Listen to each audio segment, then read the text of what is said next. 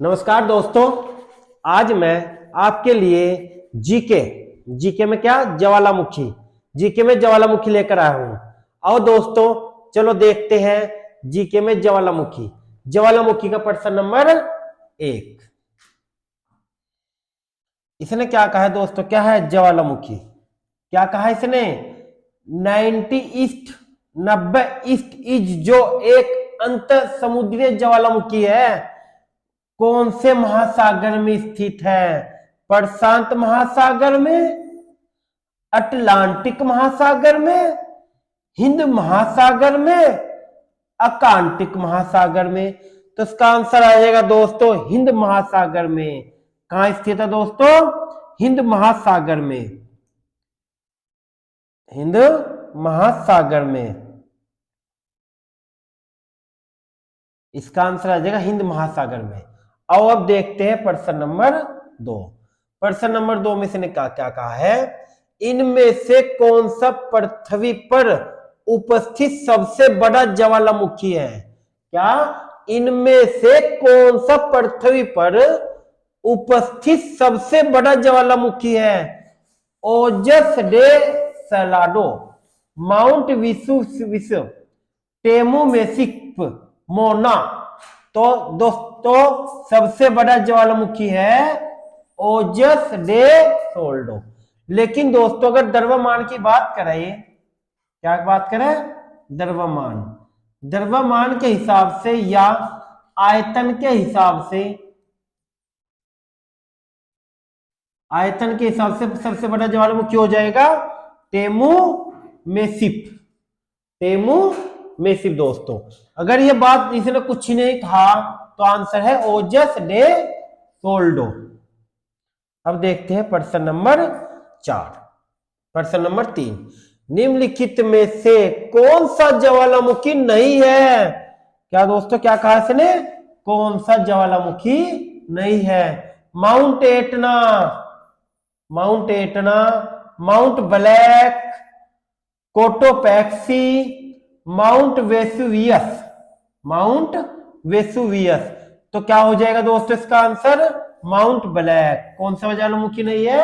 Mount Black, option B. प्रश्न number 3 का option B आ जाएगा दोस्तों। कौन सा ज्वालामुखी नहीं है? माउंट, क्या है? माउंट ब्लैक ज्वालामुखी नहीं है। अब देखते हैं प्रश्न नंबर 4। निम्नलिखित में से कौन सी एक सुपुर्द ज्वालामुखी है? कौन सी? जापान में स्थित सकुराजिम, इटली में एटिना, हवाई द्वीप पर स्थित मोना लोआ, अटलांटिक में स्थित माउंट एरेबस। तो दोस्तों जापान में स्थित सकुराजिमा यह है ज्वालामुखी, लेकिन सक्रिय ज्वालामुखी है। इटली में एटिना यह भी सक्रिय ज्वालामुखी है। हवाई द्वीप में स्थित कौन सी हो जाएगी दोस्तों? सपुज यानी कि कौन सी? शांत ज्वालामुखी। हवाई द्वीप में स्थित मोना लोआ, लोआ।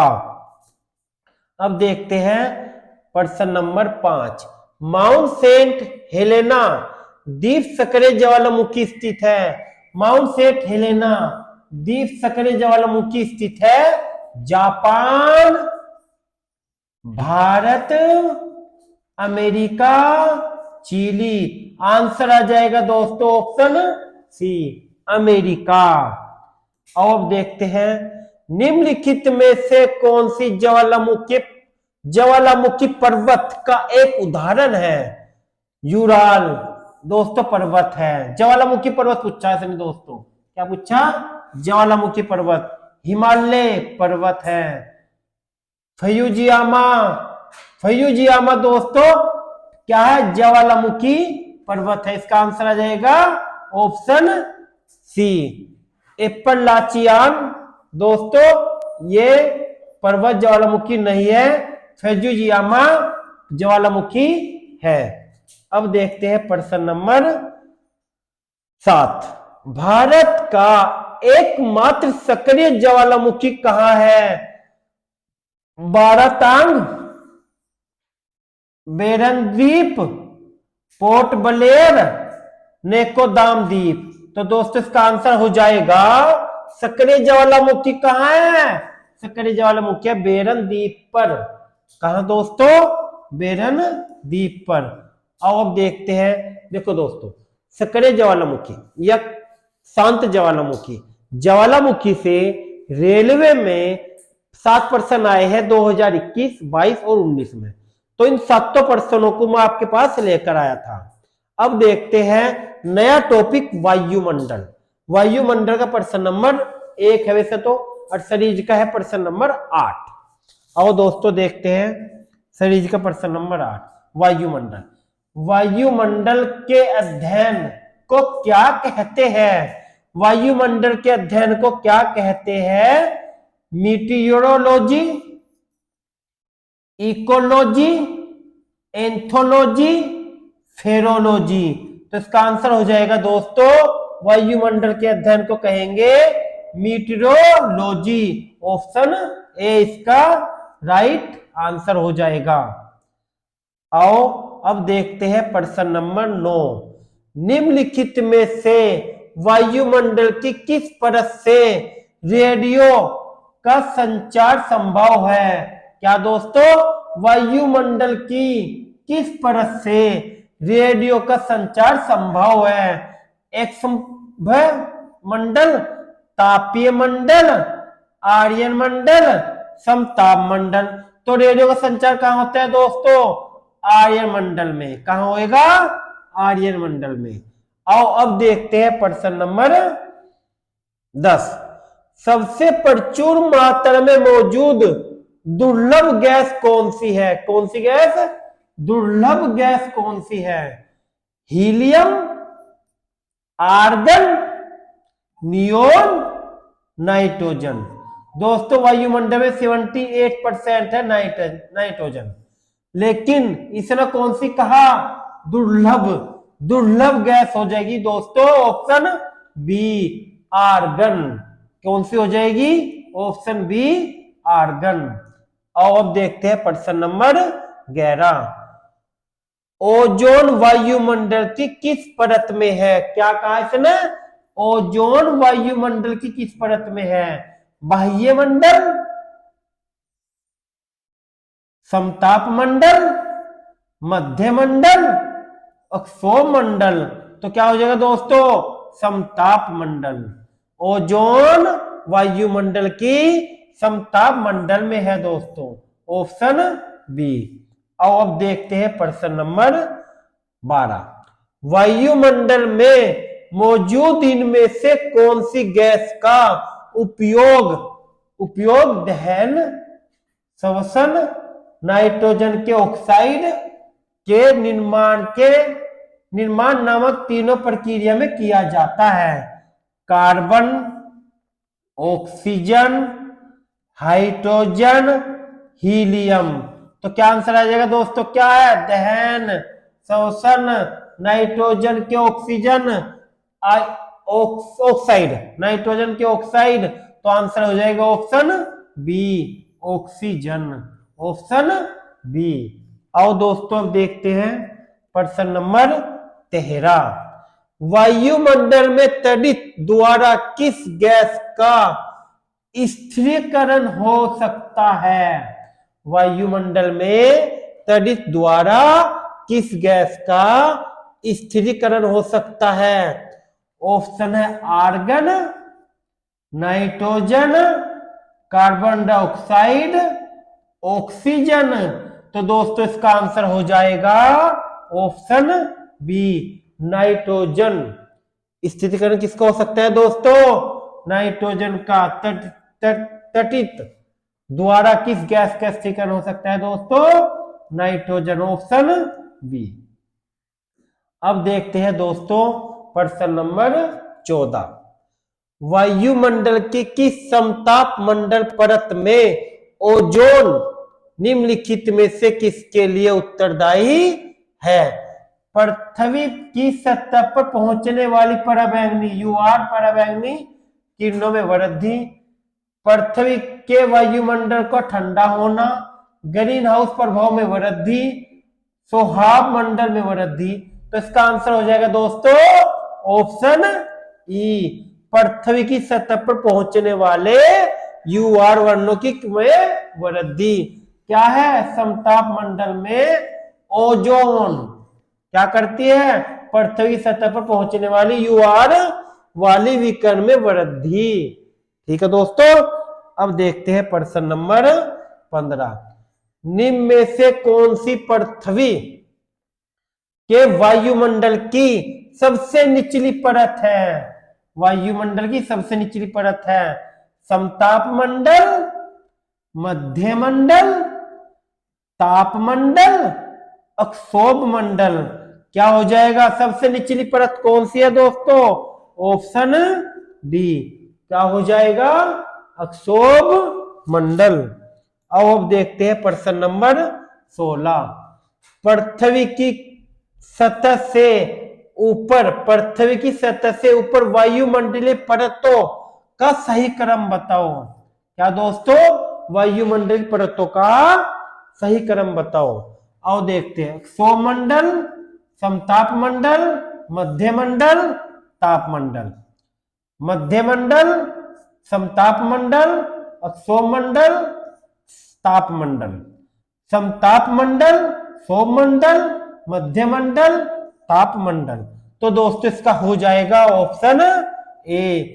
सबसे पहले सौमंडल, फिर आएगा समताप मंडल, फिर आएगा मध्य मंडल, फिर आएगा तापमंडल, फिर आएगा बाह्य मंडल। ठीक है दोस्तों, अब देखते हैं प्रश्न नंबर 17। शीत ऋतु में उष्णकटिबंधीय अभिसरण क्षेत्र की दशा क्या होती है? क्या है, शीत ऋतु में उष्णकटिबंधीय अभिसरण क्षेत्र की दशा क्या होती है? पश्चिम की ओर। मतलब ये कहने का मतलब ये है कि कौन से मानसून, लौटते मानसून कहां से वर्षा करते हैं? पश्चिम की ओर, दक्षिण की ओर, पूर्व की ओर, उत्तर की ओर। तो आंसर हो जाएगा दोस्तों ऑप्शन बी, दक्षिण की ओर। दक्षिण की ओर तमिलनाडु में वर्षा होती है लौटते मानसून से। अब देखते हैं बर्फ भक्षक। क्या दोस्तों, बर्फ भक्षक के रूप में जानी जाने वाली चिनूक, कौन सी? चिनूक हवा निम्न में से किस महाद्वीप में के द्वारा बहती है? ऑस्ट्रेलिया, एशिया, अफ्रीका, उत्तरी अमेरिका। इसका आंसर हो जाएगा दोस्तों ऑप्शन डी, उत्तरी अमेरिका। दोस्तों ये क्वेश्चन करवा रहा मैं आपको जो आपके रेलवे के किसी भी एग्जाम में पूछे जा सकते हैं और पूछे गए हैं। उसके आधार पर मैं आपके लिए लेकर आया हूं जो आपके 2025 में आरपीएफ का एग्जाम होने वाला है और एनटीपीसी का एग्जाम होने वाला है। उसके लिए मैं आपके लिए सोल मंडल में टोटल जितने भी पर्सन हैं सोल मंडल से आए हुए, ज्वालामुखियों, चट्टानों, पर्वतों, मैं सारे लेकर आया हूं और वे आपको वह सभी शाही करवाऊंगा जिससे पर्सन नंबर 19 चल रहा हमारा। और इससे पहले मैं आपको करवा सका 50-60%, वे आप वीडियो देख लेना। ठीक है दोस्तों, अब चलते हैं प्रश्न नंबर 19। अल नीनो एक परिघटना है। क्या दोस्तों, अल नीनो एक परिघटना है जिसके दौरान पेरू के तटवर्ती क्षेत्र में उसे समुद्र धाराएं प्रकट होती है। यह परिघटना किस महासागर में होती है? प्रशांत महासागर, अटलांटिक महासागर, अकांटिक महासागर, हिंद महासागर। तो दोस्तों अल नीनो एक परिघटना है जो पेरू के तट के क्षेत्र में होती है समुद्र। तो आंसर आ जाएगा दोस्तों इसका प्रशांत महासागर, ऑप्शन ए राइट आंसर। ठीक है दोस्तों, अब देखते हैं प्रश्न नंबर 19। प्रश्न नंबर 19। प्रश्न नंबर 19 में क्या है दोस्तों? बड़े भूभाग के केंद्र में मौजूद वह जलवायु, बड़े भूभाग के केंद्र में मौजूद वह जलवायु है जिसे तापमान में एक बड़ी वार्षिक रेंज द्वारा प्ररूपित किया जाता है, जिसमें अधिकांश गर्मी में वर्षा होती है। ऑप्शन है समुद्री जलवायु, शीतोष्ण जलवायु, अति विषम जलवायु, महाद्वीपीय जलवायु। तो इसका दोस्तों आंसर हो जाएगा 19 का ऑप्शन डी, महाद्वीपीय जलवायु के द्वारा। महाद्वीपीय जहां होता बड़े भाग महाद्वीप, बड़े भाग महाद्वीप, महाद्वीप पर जलवायु बड़े भाग भूभाग के केंद्र में। तो आंसर आ जाएगा ऑप्शन डी। अब देखते हैं दोस्तों प्रश्न नंबर 20। डोल डरम भूमध्य रेखा के इर्द गिर्द डॉट डॉट डॉट दाब वाला क्षेत्र जहां चलने वाली हवाएं शांत होती है। उच्च दाब, स्थिर दाब, निम्न दाब, उच्चावच दाब। तो आंसर आ जाएगा दोस्तों इसका ऑप्शन सी, निम्न दाब। इर्द गिर्द निम्न दाब वाले क्षेत्र में चलने वाली हवाएं शांत होती है, निम्न दाब, ऑप्शन सी। आओ अब देखते हैं प्रश्न नंबर 21। आर्द्रता का मापन सामान्य से किसके द्वारा किया जाता है? क्या दोस्तों? आर्द्रता का मापन सामान्यतः किसके द्वारा किया जाता है? आंशिक दाब निर्धारण द्वारा, ए ऑप्शन, बी ऑप्शन आर्द्र बल्ब तापमान द्वारा, सी ऑप्शन भौतिक प्रसारण द्वारा, डी ऑप्शन वैश्वीकरण द्वारा। तो इसका आंसर हो जाएगा दोस्तों आर्द्र बल्ब तापमान द्वारा, ऑप्शन बी, आर्द्र बल्ब तापमान द्वारा। आओ अब देखते हैं प्रश्न नंबर 22। फानी एक प्रकार का था। क्या फानी एक प्रकार का था? धुरी चक्रवात, उष्णकटिबंधीय चक्रवात, मध्य चक्रवात, अधुरीय चक्रवात। इसका ऑप्शन हो जाएगा दोस्तों बी ऑप्शन, उष्णकटिबंधीय चक्रवात। तो दोस्तों आज मैं आपके 22 प्रश्न करवा चुका। अब आपको केवल क्या करना है, ये 22 प्रश्न आज के लिए याद करने हैं। और आपको वीडियो अच्छी लगी हो तो लाइक कर देना दोस्तों। Thank you class.